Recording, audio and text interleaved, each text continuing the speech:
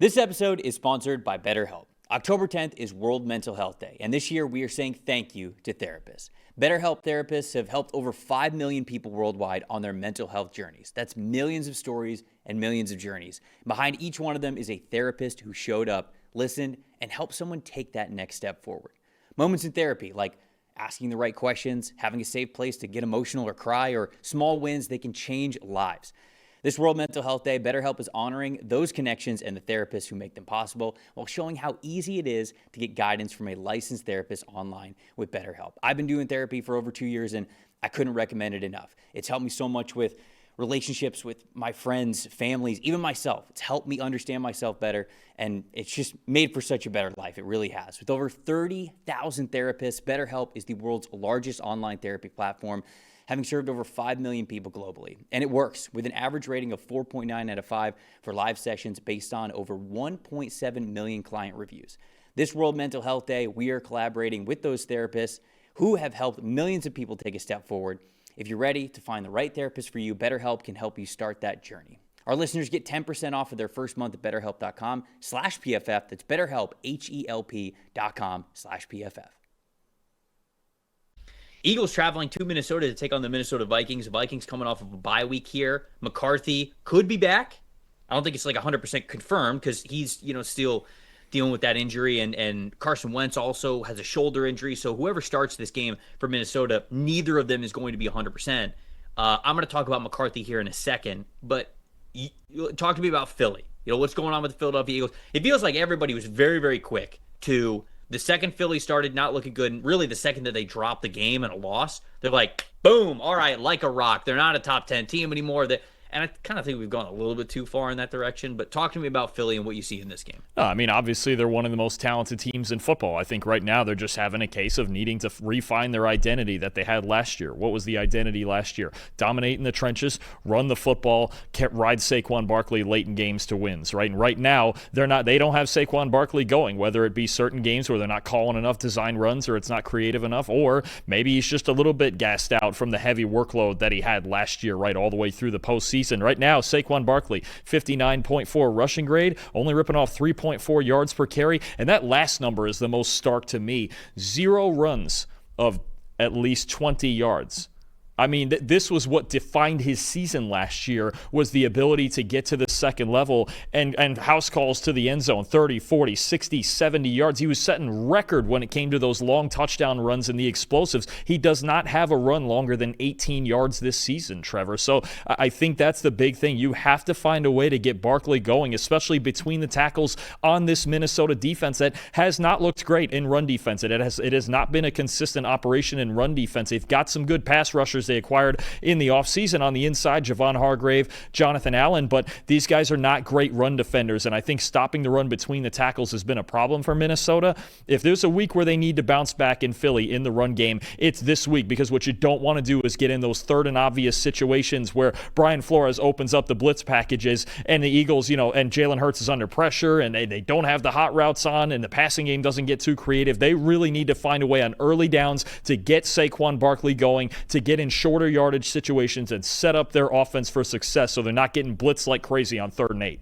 Look, I totally agree, and I think that this is a week where they can have that bounce-back performance.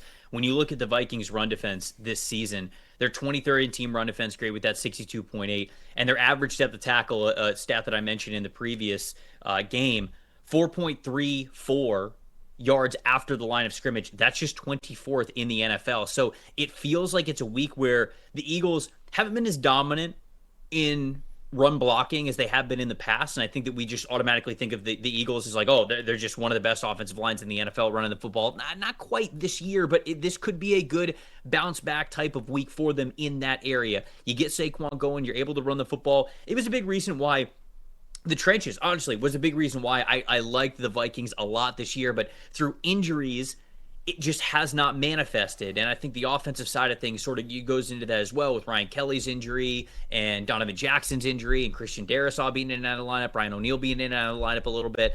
They've been dealing with a lot in the trenches. So I think that, to your point, is sort of the biggest X factor in the storyline here in this game. But also, if McCarthy plays in this game, I just want to bring this up here. I think this is a really bad game for McCarthy to come back and start for the first time since coming back from his injury. Mainly because it's Vic Fangio as the defensive coordinator on the other side. And I feel as though Fangio's got the ability and the wisdom to put JJ McCarthy in hell. The stats that make me think that that's going to be the case is McCarthy, 3.13 time to throw average so far this season when he has been out there. And when you take out week one, that week one performance, mainly just the second half of week one, Dalton, it goes all the way up to 3.31. And that's not even under pressure. That's just overall 3.31. You're not going to win that way. And then when you take that stat a little bit further and you go, okay, well, what more can we find with this as the root here? 40.9% pressure to sack ratio for JJ McCarthy. That part of his game, health aside, has to be so much better if he wants to win in this league. He has to process things better. He's got to be able to feel pressure better. He can't take those sacks himself. He just has to play with better awareness and a quicker time for this offense to operate the way that it needs to.